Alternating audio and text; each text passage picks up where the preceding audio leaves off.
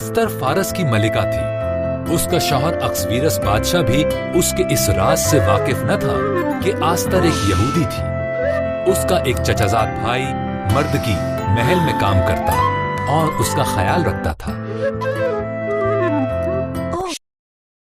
बादशाह के एक मुशीर हामान को एक बहुत बड़ा इनाम मिला, जिस पर उसे बड़ा फख्र था। मर्दकी के अलावा सब लोग उसे सजदा करते थे।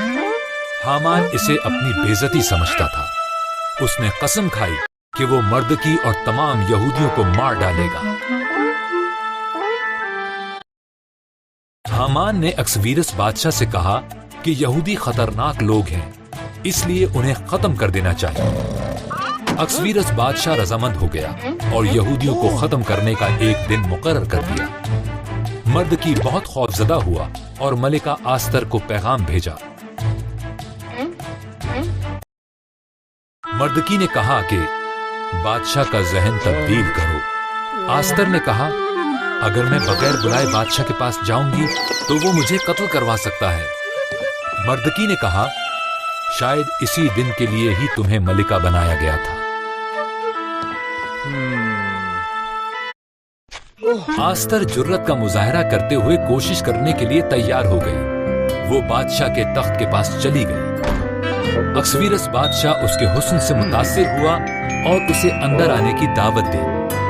उसने पूछा कि क्या हम हामान के साथ शाम का खाना खा सकते हैं।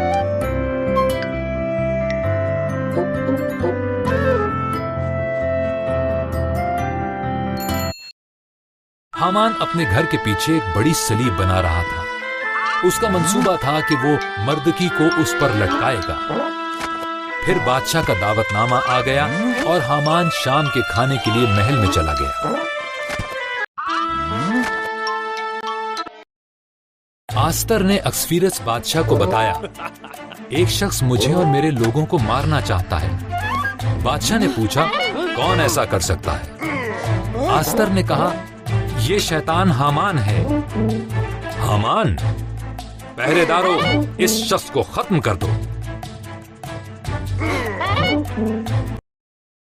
हामान को उसी सलीब पर लटकाया गया जो उसने मर्दकी के लिए बनवाई थी। आस्तर की वजह से यहूदी बच गए। तब उन्होंने एक बड़ी ईद मनाई, जिसे वो आज के दिन तक भी मनाते हैं।